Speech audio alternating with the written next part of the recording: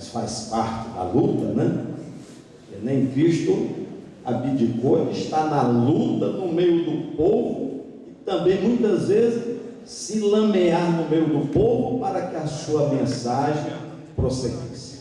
De modo que a gente não pode lamentar, temos mais é que avançar e fazermos a nossa parte. Mas fico muito satisfeito com a presença aqui do Rogério, da Maria Tereza, da Maria do Carmo. Trabalhamos juntos lá como deputado federal há alguns anos, né?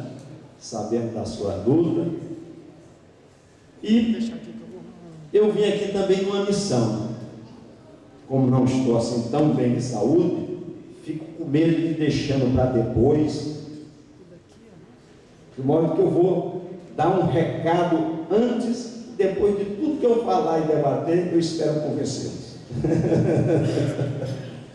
Bom, eu dirijo a Frente Parlamentar da Segurança Alimentar e Nutricional, que fundamos em abril de 2007 do Congresso Nacional, e que depois a gente levou ao incentivo de criar frentes parlamentares estaduais, e através do Zé Graziano, quando atuava na FAO do Chile, a criar essa da América Latina em 2009, e hoje já existem 14 frentes, como o padre João já dava de início isso aí.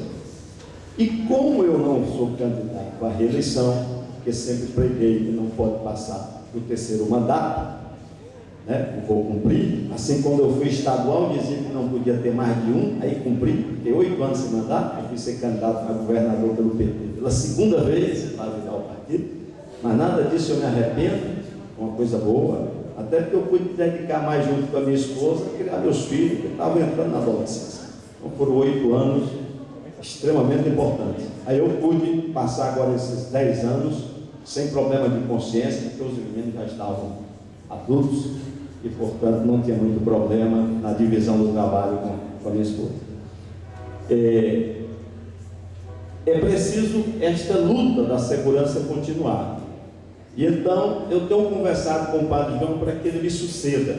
É claro que isso é escolhido democraticamente, mas como todos vocês sabem, se não tem uma articulação antes, termina não se escolhendo a pessoa mais adequada. Então eu quero que esta plenária respalde e incentive para que ele, de fato, me suceda na direção dessa frente. Vai ser um trabalho muito importante.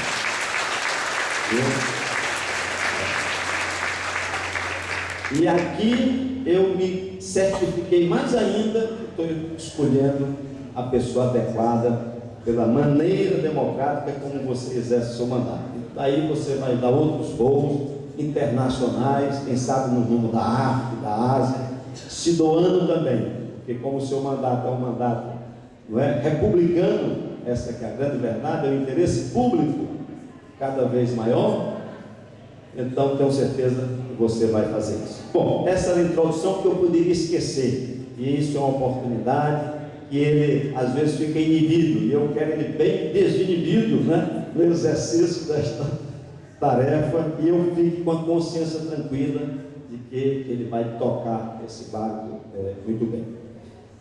Bom, eu fiz umas anotações, embora não fosse do jeito que eu gostaria, porque essa semana eu tive que estar no Rio Grande do Sul, em Goiânia, foi um pouco dividido.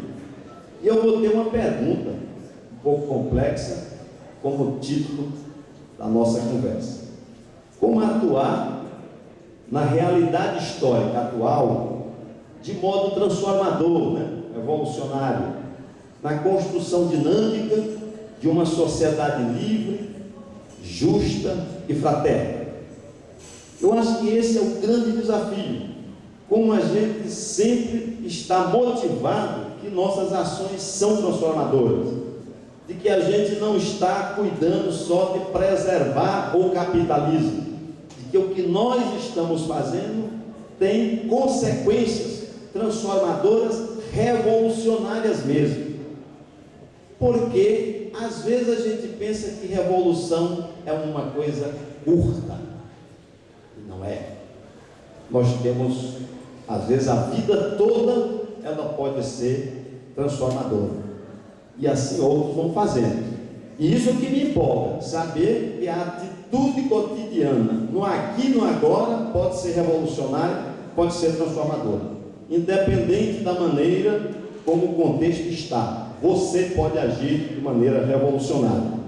E eu entendo isso mesmo no espírito cristão também, não só no materialista, porque Cristo foi um revolucionário, mesmo que o Império Romano não tenha se acabado naquele momento, mas posteriormente terminou tendo suas consequências e veio a sofrer depois. Então, imagine se todos o imitassem de verdade, numa atitude profunda, né, de dedicação à dinâmica da realidade para ser transformador. Aí eu achei que fazer um resgate do que a esquerda do passado pensou sobre isso.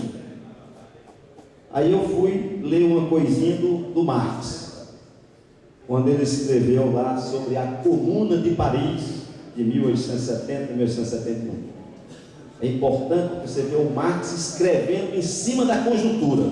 Portanto, ele não tinha muito tempo de teorizar. Reflexão na ação, é o que todos nós fazemos nesta luta. Não tem muito tempo para elaborar, é nessa hora que a gente aprende com ele. Olha o que ele disse, com a anotaçãozinha que eu fiz aqui. A classe operária não esperou milagres da Comuna de Paris. Sabe que para realizar sua própria emancipação, terá de passar por longas lutas, por uma série de processos históricos que transformam circunstâncias e homens. Não tem de realizar ideais, mas libertar os elementos da sociedade nova de que está grávida a própria velha sociedade burguesa em colapso. Veja que o Marx pensava em mudanças, mesmo que pequenas, dentro do processo revolucionário, e que seria longo, e a própria sociedade está grávida de elementos novos. Aqui não deixa de nós termos exemplo, né, de um movimento libertador, emancipador, dentro desses mandatos de vocês, tá certo? Então está dentro. Tem experiência agroecológica, meu assessor Juarez esteve no Rio Grande do Sul, visitou agora, ficou lá embevecido. Quer dizer, quantas experiências libertadoras de visão fraterna livre nós temos, atitudes de resistência e de contundência, alguns até morrendo, também temos. É um processo. Marx já percebia isso. Aí ele dizia uma coisa interessante: por outro lado, nada poderia ser mais estranho ao espírito da comuna do que substituir o sufrágio universal pela investidura hierárquica. Ou seja, nomear as autoridades, jamais pensar nisso numa sociedade democrática. Tem que valorizar o voto. Dali, claro que ele pensava numa cidade toda dividida, onde as comunidades escolhiam no voto, né, de maneira descentralizada. Mas era uma ideia que ele tinha e que, a meu ver, é muito atual. Eu procurei resgatar o que eu acho que vale para hoje, para a gente ser estimulado com isso.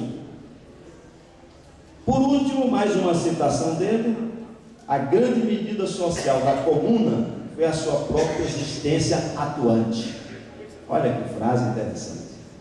A maneira que a gente exerce, quer dizer, a atitude transformadora, isto é realmente importante.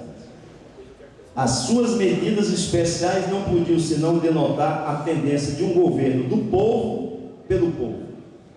Lá no fundo, Marx sabia que a democracia é o caminho para se ter uma sociedade cada vez mais justa, mais fraterna e mais comum, os bens comuns. Isso eu tirei do livro A Guerra Civil na França, e este livreto dele nada mais é do que a mensagem que ele redigiu do Conselho Geral da Associação Internacional dos Trabalhadores, no dia 30 de maio de 1871, publicado em Londres. Então veja que tinha terminado de concluir o processo de revolta na Comuna de Paris. Isso mostra o quê? Marx não era só um teórico, era um homem que pensava, se debruçava no livro e ao mesmo tempo estava reunindo com os trabalhadores, estava elaborando, era chamado para participar daquilo. Ação e reflexão, eu acho que isso é bem importante. Depois eu fui ver do Engels, amigo dele, mas que viveu 12 anos mais. E já no ano que ele morre, ele escreve, portanto, já com mais maturidade sobre o processo histórico, ele escreve sobre eleições. Vocês sabem que naquela época tinha muito preconceito, ainda hoje nós temos, né? Uns que acham que a revolução só vale se for com as armas em punho. As mudanças não vêm depois. Mas aí o Enio diz assim: com essa utilização vitoriosa do sufrágio universal, entrar em ação um modo de luta totalmente novo do proletariado. Daí ele vai fazer os comentários, mostrando como isso é a disputa que você usava com a burguesia, coisa que hoje nós estamos fazendo. Como é que justifica eu ter mandado, o Padre João ter mandado, né? O Rogério e a Maria Teresa?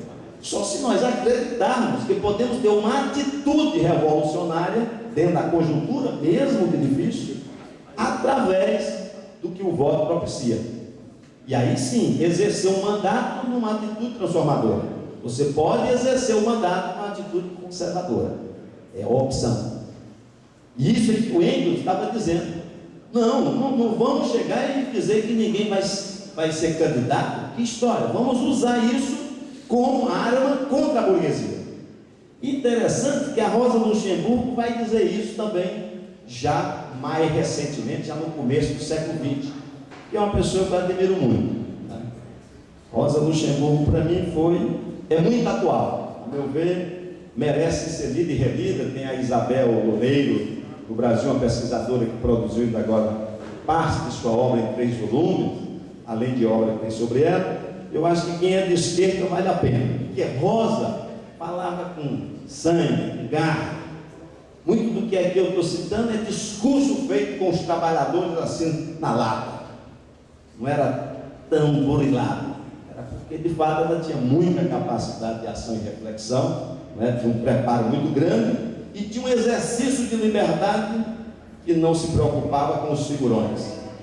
Era aquela que enfrentava um Lenin, um Trotsky, sem medo. Portanto, já exercia a igualdade de gênero em pleno século XIX, começo do século XX.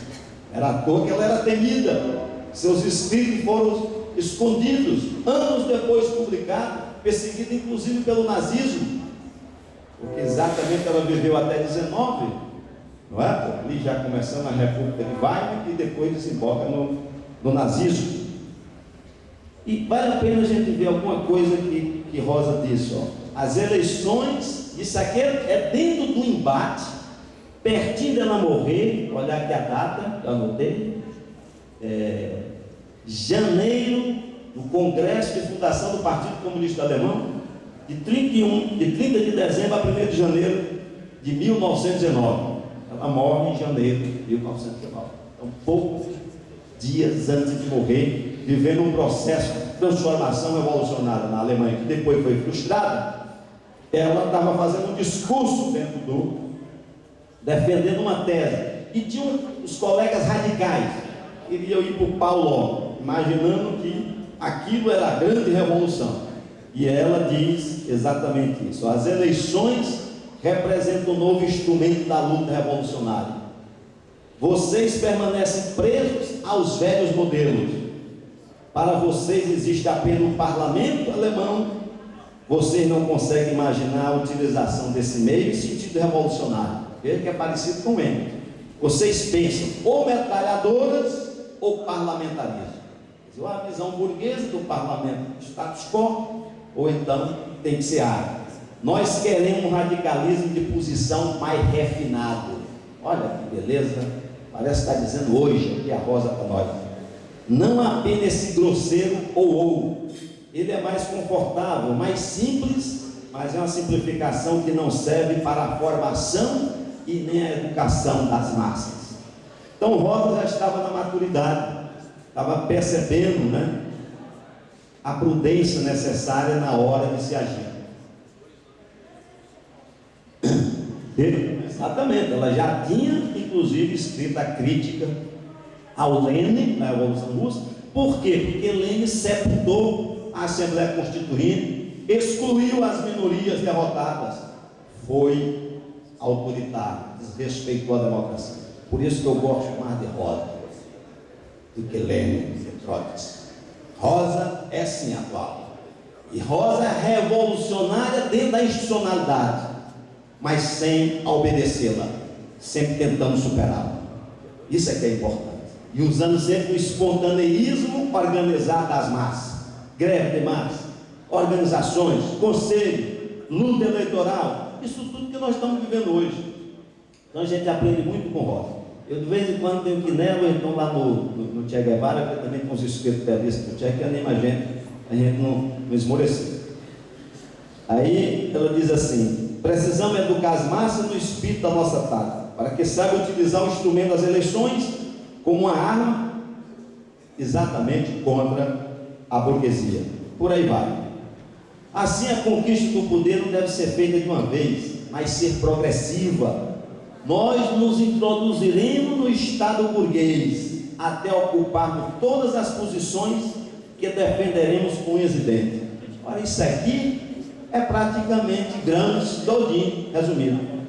Ocupar as posições, aliás, mais do que Gramsci, porque Gramsci pensava a sociedade civil organizada, onde você atuava mais do que dentro do Estado.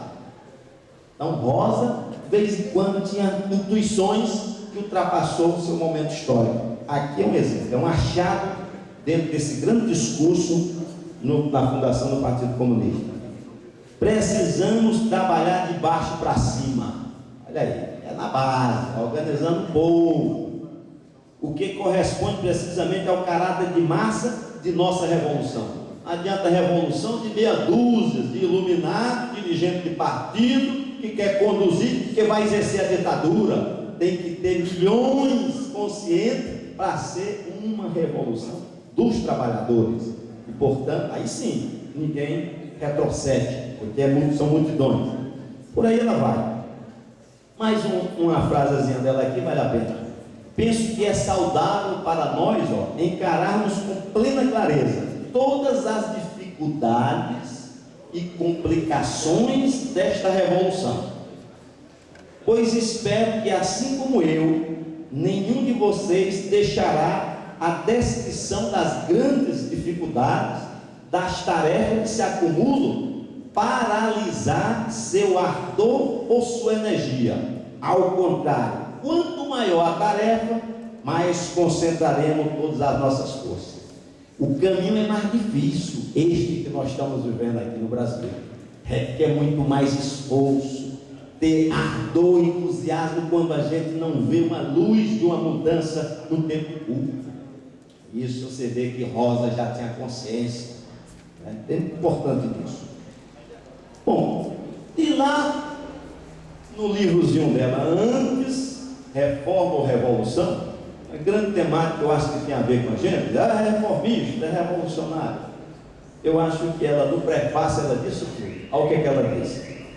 Para a social-democracia, deixa eu só dizer para vocês que a palavra aqui, social-democracia, significava lá um partido socialista, entendendo? Porque naquela época o termo era esse, não significa a social-democracia que nós entendemos hoje.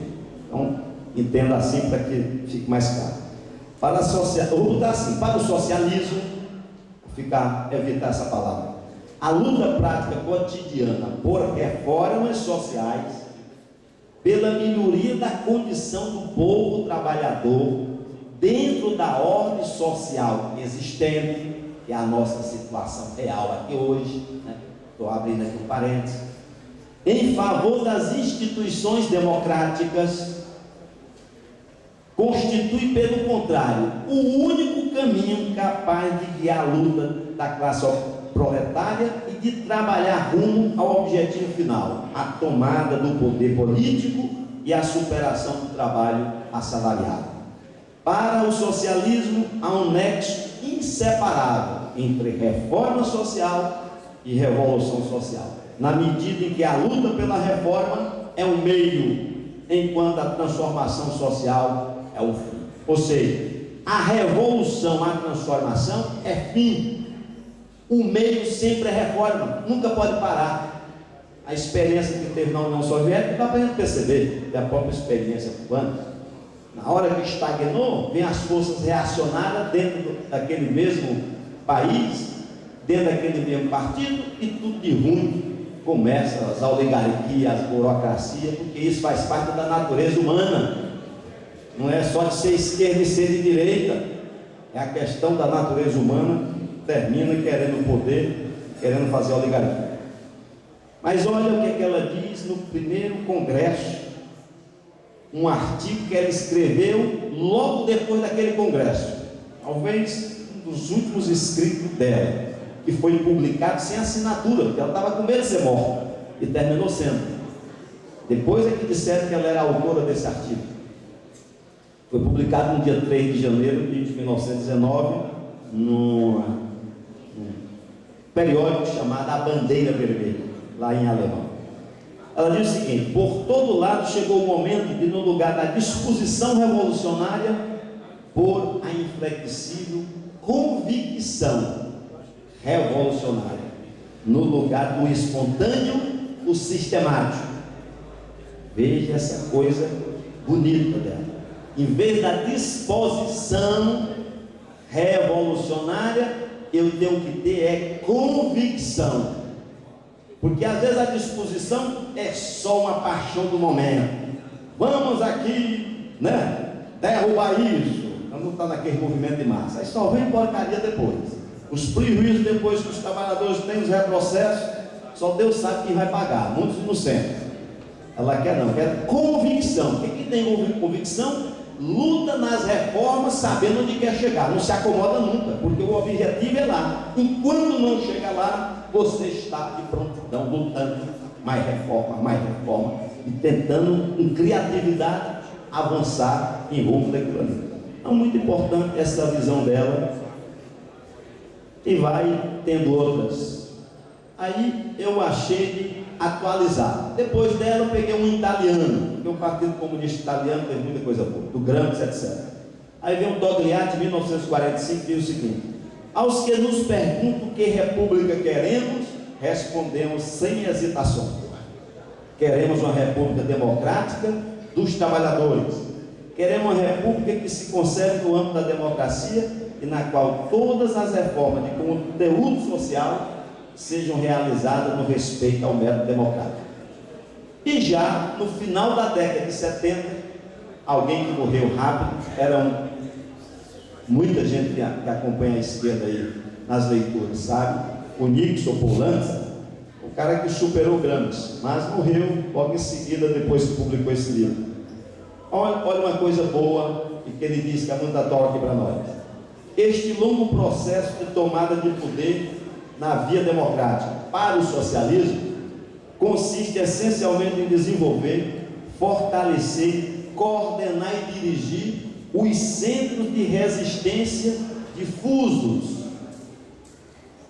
de que as massas dispõem no seio das redes estatais, criando e desenvolvendo outras, de tal modo que esses centros se tornem, no campo estratégico que é o Estado, centros efetivos de poder real.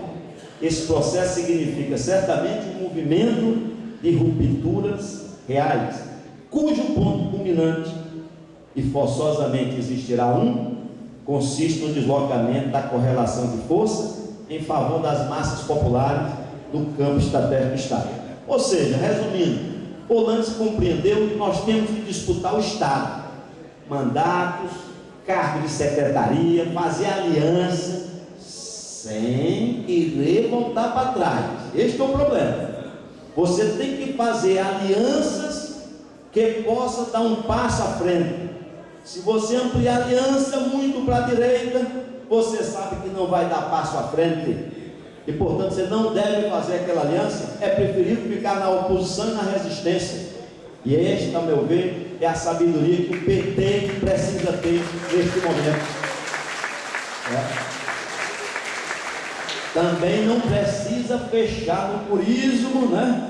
Só nós, com nós mesmo, porque também não vamos avançar. Aí vira egoísmo, imposição teórica de transformação que não vai, a realidade não vai acontecer. Bom, tem um filósofo, o padre com certeza a sua formação aí vou falar, do Paul Ricoeur, não sei se estou pronunciando certo, mas foi um grande filósofo francês, e ele também fez uma reflexão sobre reforma e revolução. Eu gostei muito desta reflexão dele, já na década de 70 também. Então, aqui é um filósofo falando, não é aquele cara preocupado com o segmento partidário, ele está falando com aquela liberdade dele de comentar o que ele entende por isso. Olha o que ele disse.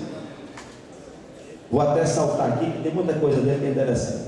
Ele diz: estaria inclinado a dizer que a revolução e a reforma não se situam no mesmo plano de referência. A revolução se situa no nível das convicções e das motivações, enquanto a reforma é no nível da ação. Eu acho que isso aqui é realmente o segredo. Nós só podemos agir fazendo etapas, partes. Não pode fazer o todo. O todo é a revolução, a transformação que a gente não sabe quando vamos completar. Nós temos a convicção do que queremos: uma sociedade igualitária, livre, não é? Fraterna, distribuição máxima dos bens e do acesso a eles, direitos universalizados. Mas enquanto não tem isso, eu tenho que ter passos, eu tenho que avançar. E aí é a ação que tem que ser feita, e não eu ficar de braços cruzados dizendo: não, eu só me meto nisso se for agora a revolução para valer. Aí você me chama, eu morro lutando, dou tiro e morro lá. Aí é aquele que não sabe ainda ter o discernimento que ele pode ser revolucionário aqui e agora e ser consequente. Aí ele diz o seguinte: a revolução não é uma peripécia. Essa é a frase que eu acho bonita dele. É a pressão contínua da convicção sobre a ação responsável. Para mim, essa foi a melhor definição que eu vi sobre revolução, que se aplica aqui e agora. É a pressão contínua da convicção que eu tenho sobre a ação responsável. Essa sim, da reforma, das melhoras, das lutas cotidianas que você tem que fazer, como hoje ele teve que ir lá na ocupação. Essas coisinhas fazem parte da ação responsável. A convicção é que eu quero uma sociedade socialista, democrática, livre, soberana, igualitária. Esta convicção tem que estar todo tempo na minha cabeça, para eu não ser fisiológico, para eu não negociar com o espúrio, para eu não cair na tentação só eleitoral e negociar a moral, a ética, os princípios que devem reger um mandato republicano, democrático, transformador, revolucionário na conjuntura atual. Então, eu acho que este é o caminho. Aí tem mais uma frasezinha dele, para encerrar a participação aqui do Paul Ricoeur na minha fala, que eu acho interessante. Ele diz assim: mas será que não somos destinados a sermos incomodados em nossas ideias recebidas, se é que queremos permanecer atentos às novas formas de conflitos e projetar os traços da apropriação? Ou seja, nós temos que estar sempre repensando as nossas teses, os nossos métodos, para atualizar na história aqui e agora, não ser refém só do que já foi dito e foi feito. Nós temos que ter a coragem de fazer o novo. Isto é que nos entusiasma, quando a gente percebe que tem algo ali que a gente descobriu que dá para fazer. Tem uma brecha, aí você atua nessa brecha. Ele diz: nosso modo de tomar parte no gemido da criação, que está um pouco na linha pastoral, consiste em escrever nossa esperança numa leitura atenta e numa ação inovadora. Bom, essa é a participação dele. Eu coloquei essas reflexões assim de esquerda, fiz questão de ler, porque nós fazemos parte da história da humanidade. Nós herdamos dos nossos antepassados formas de lutas, maneiras de ser. Herdamos geneticamente, porque vem dos avós, quer dizer, materialmente nós herdamos, e culturalmente nós herdamos, porque passa de pai para filho, ou das ações culturais uma por outra. Então são heranças culturais, biológicas, sociais, que vêm para a gente. Então é importante que a gente perceba o que é que eles disseram, na conjuntura que eles viveram, e a gente tem a coragem de fazer aqui e agora a nossa parte de maneira criativa. Nesse sentido, eu penso assim, voltando para a pergunta inicial, como eu disse, como é que aqui nós vamos atuar de maneira revolucionária, no aqui e agora, o militante? Para isso você tem que acreditar no que nós terminamos de dizer, de que a convicção é revolucionária, mas a ação é da reforma social. Senão você não tem o amor e a dedicação às etapas da reforma, porque você está sempre pensando o ato revolucionário como uma coisa vapt-vupt, e isto é ilusão. Isto a história já nos ensinou. Então é importante a convicção não ser perdida e ser alimentada, e saber que a história ela é dinâmica. Aquilo que a gente aprendeu aumenta as novas possibilidades, nos capacita para fazer novas coisas. Ou seja, a história não é dada, ela está sempre construída e é cheia de possibilidades. Existe um filósofo chamado Zubiri, que eu estou estudando ele agora, e que ele orientou Elacoria, que era filósofo e teólogo, jesuíta, que morreu lutando na libertação de El Salvador, embora fosse reitor, era um cara tipo Marx, vivia estudando e ao mesmo tempo agindo. Por isso foi fuzilado junto com outros companheiros lá em El Salvador em 1989, no ano da famosa campanha, né, do Lula, e a gente sofreu aquela derrota com a ajuda da Globo, né, para o colo de Melo. Mas tudo bem, faz parte da história e da nossa memória, que a gente não pode esquecer. E a visão dele, para que eu não me alongue nessa parte, é exatamente mais ou menos o que eu estou dizendo. A história traz possibilidades, ela não é determinística, ela tem determinismo, mas não é determinística, e essas possibilidades nós escolhemos. Ou seja, tem sempre aqui em Minas Gerais várias possibilidades de se atuar revolucionariamente para avançar a nossa sociedade. Precisa nós estarmos com vontade, discernindo, refletindo e agindo juntos para ir descobrindo essas brechas que estão na história e nos capacitando. Quando a gente faz a primeira experiência e reflete nela, nós estamos mais preparados. Como se tivesse feito um curso técnico, né? Agora eu posso usar essas ferramentas ali na agricultura familiar, por exemplo. Agora eu posso aumentar a minha produtividade, etc. É do mesmo jeito na área social. E eu descobri que eu pratico um pouco disso na minha vida. Porque depois que eu estava fazendo a prática, foi que eu fui tendo acesso a parte dessas leituras. Claro que as leituras dos antigos eu já tinha, mas de Zubiri, Elacoria, ela é recente. E isto me animou. Diz, eu estou no caminho certo. É preciso a gente descobrir as brechas. E aí, quando eu terminei o primeiro mandato, você sabe, vinha aquelas denúncias, um monte de coisa que teve, mensalão 2005, etc, um monte de coisa. Você imagina, como é que eu vou me animar para ter um novo mandato? Então eu estava na Comissão de Seguridade Social e Família em 2006, pleno ano eleitoral. Patrus Ananias, ministro, presente na audiência pública lá, para discutir a lei orgânica da segurança alimentar e nutricional, que, como vocês sabem, ela é de 15 de setembro de 2006, sancionada pelo presidente Lula, véspera das eleições. Olha como as coisas acontecem. Eu estou na comissão, debate, aí resolvem suspender a audiência pública, transformar em reunião ordinária e se aprovar por unanimidade o projeto de lei, que depois se transformou em lei da segurança alimentar e nutricional. Aquilo tocou meu coração e eu disse: meu Deus do céu, com tanta briga, com tanto escândalo, é possível acontecer isso no parlamento?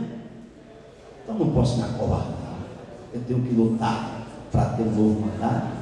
E o estímulo que eu vou ter é criar uma frente parlamentar desta área, que é a área que está mais em evidência e importante do lado dos mais pobres do governo Lula, que é do combate à fome, essa coisa toda, essa organização da segurança alimentar, o resgate da agricultura familiar, um caminho transverso para mais na frente, quem sabe, avançar a reforma agrária.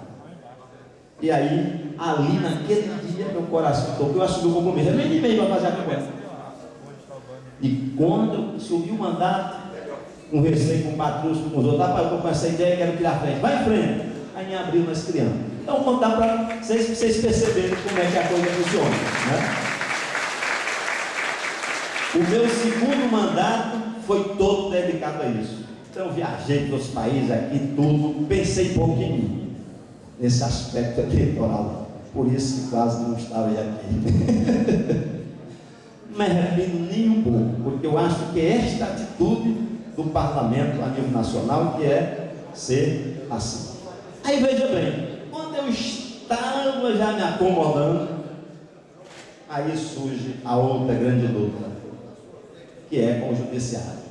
Vendo tantas invasões do judiciário no legislativo, e eu sendo apenas um médico, um professor de matemática, não tinha formação jurídica, e eu perguntava aos colegas mesmo, os que se dizem de esquerda, mas são operadores do direito, e eu não via solução. Aí eu digo: está aqui uma brecha na história, eu vou tacar o pau, estudar esse negócio aqui, porque se aprendi matemática, aprendi medicina, por que eu não aprendo esse diário aqui? E é só. E deram certo.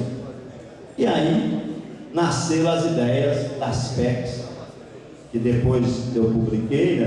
Vou deixando alguns exemplares aqui para vocês, e até hoje eu estou envolvido nisso. Estou estudando filosofia do direito e filosofia política, porque vejo que há uma necessidade no meu país de reciclar e renovar as escolas de direito, que tem um ensino extremamente conservador, antidemocrático, que bota o judiciário lá para cima, que é um poder não eleito, e bota os poderes eleitos lá para baixo. A esquerda tem o dever de valorizar o parlamento, lembrando Rosa, lembrando Engels, lembrando Marx, não para idealizar parlamento na forma burguesa, mas saber que é o espaço mais democrático, mais permeável às forças populares dentro do Estado burguês, é o parlamento, porque todos são eleitos, todos têm que estar se revirando, etc., para renovar seus mandatos, enquanto que o executivo, um só é eleito, nomeia todos, portanto é mais autoritário, e o outro que todos são nomeados. E quando são concursados, fica imaginando que o concurso é mais importante do que o voto e do que a eleição, numa visão deturpada de poder e de democracia. Nós não podemos aceitar isso. Eu sou concursado da universidade, mas jamais poderia comparar meus 10 anos de mandato com esse concurso, com tudo que fiz como médico, como professor. Isso é muito superior. Não só banhado pelo voto legítimo do povo, não só integrado numa luta dos trabalhadores que construiu o PT, e de um estado pobre do Nordeste como o Piauí, mas sobretudo porque sei que estou dentro deste momento histórico, vivendo a dimensão mais democrática que é possível ter dentro do Estado burguês, que é ali no Parlamento Nacional. E por isso eu me dedico, por isso eu me sinto um parlamentar realizado, e nenhuma vergonha de ser deputado, muito pelo contrário, tenho um orgulho de ter essa década, desde 2003 de Lula até agora. Isto é uma coisa que quantas pessoas sonharam antes de nós participar desse momento histórico? Quantos? Então eu considero um dom de Deus, uma graça, e por isso que não posso desperdiçar, por isso que temos que unir todos os talentos ao derredor e no nosso interior para fazer o máximo, para dar um salto de qualidade. Então, aspectos vieram, tutuquei as onças lá de Maracu, como dizem, pois que bom, estou viajando, debatendo nas faculdades de Direito, nas de Ciência Política, que coisa boa, está o povo debatendo. Nós vamos tentar reciclar as escolas de Direito, fazer uma nova visão do que é constitucionalismo, porque eles se apropriaram da dimensão constituinte do povo e disseram que eles são os constituintes, e aí engana, fazendo média com o grupo A, com o grupo B, aprova aborto de Anicef, porque sabe que vai agradar o movimento feminista, aprova a união homoafetiva, porque sabe que vai agradar o movimento legítimo dos homossexuais, das lésbicas, todo o segmento, mas só que hoje ele agrada, e depois ele vai cair. E eu vou dar um exemplo. Veja o que aconteceu com os royalties de petróleo. O país todo está deixando de distribuir o que é justo para ser distribuído, porque um único juiz ousou passar a mão em 130 milhões de votos, que é o que está representado no Congresso Nacional, e ficar por isso mesmo, minha gente. Não tem respaldo constitucional nenhum. Por isso que eu disse, se eu fosse presidente do Congresso, tivesse sentado nessa cadeira, dava ordem de prisão para o ministro, encaminhava o impeachment dele imediatamente, fundamentado na Constituição, artigo 49, inciso 11, fora vários outros. Ao preciso ter coragem, ter altivez, não ser um molenga, ficar de joelho perante juízes nomeados. E isto, nós da esquerda precisamos abrir o olho. Ali está virando um governo dos juízes, para os juízes, pelos juízes, é o que se chama juristocracia, a ditadura dos juízes. Tudo que a gente faz, se eles quiserem derruba, não tem respaldo constitucional. Aí inventaram doutrinas, mutação constitucional, essas besteiras, tudo eu já aprendi. Havia as enroladas todas. Tudo é golpe no voto popular, tudo é golpe no parlamento que representa a soberania popular, é golpe na democracia. E sabe quando é que eles fizeram mais isso? Quando o Lula assumiu o poder. Que coincidência! Quando o governo teve mais participação do povo, os juízes começaram a querer governar. E sabe quem escreveu sobre isso? Por incrível que pareça, um jurista que não tem nada a ver com o PT, Ives Gandra Martins, está num discurso meu que eu fiz questão de ler o artigo dele no ano passado dentro dessa cartilha, ele reconhecendo que de fato quando começou o governo Lula, os amigos dele começaram a judicializar mais a política. Isso não é novidade, nos Estados Unidos foi do mesmo jeito. Thomas Jefferson, assim que assume, eles inventam o controle de constitucionalidade. Veio Lincoln, do mesmo jeito. Veio Roosevelt, New Deal, que é como se fosse o Lula, do ponto de vista assim comparativo, o New Deal, a mudança, as reformas populares, a corte estava contra. A corte normalmente é reacionária e conservadora, com várias exceções. O normal é isso, porque eles não gostam de voto, eles não gostam de povo, eles são aristocráticos, é uma visão monárquica, a formação que tem na cabeça deles, minha gente. Por isso que a gente precisa ter mais controle social do Poder Judiciário, temos que fazer reformas mais profundas para que a gente caminhe na direção de uma sociedade mais revolucionária, mais democrática, mais igualitária, como a gente falou ali no começo. Por último, tem um terceiro ponto que eu me envolvi, que foi a ação penal 470, o chamado mensalão. E eu quero colocar isso para vocês aqui, fraternalmente. Em 2005, esse deputado aqui, junto com os outros, foi extremamente duro com seus companheiros, inclusive com Lula. Cheguei a ponto de à tribuna, pedi que Lula não fosse para a reeleição. Fiz documento escrito para discutir no Diretório Nacional. Fiz questão de não estar em Teresina no dia que Lula foi por causa disso. Tudo porque achava que aquilo ali tudo era verdade. Aí os anos se passaram. 7 anos na mão daquele procurador corrupto, Roberto Gugel, e o anterior, Antônio Fernandes. Esse eu digo que é corrupto, porque sentou-se 3 anos nas denúncias que envolviam o amigo dele, Demóstenes, Cachoeira, etc. Gilmar Mendes, Daniel Dantas e mais outros. Policarpo da Veja e outros. E até hoje está lá perseguindo. Não conseguiram uma prova. Então eu comecei a ser duro com eles. Não por causa das PEC, porque as PEC foram escritas em 2011. Eles tentam associar a PEC como revanchismo. Não, eu escrevi em 2011. Uma é de fevereiro e a outra é de maio. Está lá. E os 2 relatores são do PSDB. Um do Rio Grande do Sul, Nelson Marquesan Júnior, e o outro João Campos de Goiás. Ambos formados em direito. Eu tive esse cuidado. Quero que seja de direito e de oposição.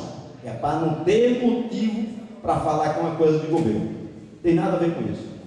Agora aí eu assumi a defesa dos companheiros. Na TV do meu estado, hoje está no YouTube, não tem problema. E defender. Zé, se eu for lá, eu recebi, fui para a TV defender, como o senhor João Paulo já me. Não tem problema. Me perguntaram, você está preocupado com o voto? Eu disse, se preocupado com o voto, eu não tinha feito o que fiz. A gente tem hora que tem que ter isso, pela coerência. Do mesmo jeito que eu botei o dedo duro quando pensava que eles eram culpados, eu agora boto o dedo duro nos juízes, porque vejo que os juízes foram irresponsáveis. As provas, minha gente, contra isso, está na revista Retrato do Brasil. Vocês precisam ver. Eu fui ao Rio participar do debate. Eu estive num apartamento do Pisolado. Eu pude ver o sofrimento daquele rapaz que não tem culpa nenhuma. Esse Joaquim Barbosa, propositalmente, não liberou as provas que mostravam que ele sequer deveria ser mencionado no processo na data antes de ser acolhida pelo Supremo. Se vocês abrirem as redes sociais, vocês vão ver tudo que eu estou dizendo, tanto em texto como em vídeo. O homem, ele matou o presidente do PTB em outubro, depois ele matou em dezembro, porque tinha a lei de novembro que fazia com que ampliava a pena do Zé Disseu para poder ele ter regime fechado. E se ele dissesse que tinha morrido em outubro, como foi a verdade, ele era regime aberto. Então, eu quero deixar bem claro que sei que muita gente tem seu temor e soberba, mas não se iluda. Isso tudo é também jogo conservador e de direita, conluio com essa mídia oligárquica desse país, junto com esse segmento do judiciário e do Ministério Público, contra o projeto democrático popular que quer avançar e que sofre essa luta neste momento. Por isso que a gente não pode ficar encolhido, minha gente. Não pode. Houve Caixa 2? Houve. E todos pecaram, inclusive a turma daqui, de seu Azeredo, a S. Neve e tudo, no Mensalão Mineiro. E foi 4 anos antes, como vocês sabem, é de 98, com o mesmo Marcos Valério. Por que que Barbosinha escolheu primeiro o PT? Por que que escolheu no processo eleitoral? Então isso é questão de classe. É luta ideológica, sim, partidária dentro dos tribunais. Nós temos que desmistificar isso. Lula errou, Dilma errou, nomeando juiz conservador. Nomeou mais um. Eu denunciei na tribuna, cumpri meu dever. Fui à tribuna, falei 10 minutos contra o seu Luiz Roberto Barroso, pegando o livro dele e mostrando como ele defende o Supremo Legislativo. Então não é porque ele tem título, isso e aquilo, que ele vai ser um grande incompetente contra o Congresso Nacional. Por isso eu dei o meu recado, mandei para os senadores, junto com esse livro que escrevi agora depois da PEC, mais a cópia do discurso, para todos os membros da Comissão de Constituição e Justiça do Senado na terça-feira, porque na quarta ele seguiu essa batinada. Bom, mas eu citei esta da ação penal para que vocês compreendam a luta. Quero encerrar lembrando Jesus Cristo. Como era a lei na época de Cristo, quando a mulher cometia adultério, era ser apedrejada até a morte. Por que é que Cristo, quando aqueles juízes fariseus trouxeram a mulher para a frente dele, por que é que Cristo não pediu para aplicar a lei? Por quê? Porque quem estava julgando era mais sujo do que quem estava sendo condenado. É o que eu digo para o Supremo. Esses juízes, com as devidas exceções, estão mais sujos do que os companheiros do PT que estão sendo julgados no mensalão e na ação penal 470. Um abraço, que Deus abençoe esse momento de vocês.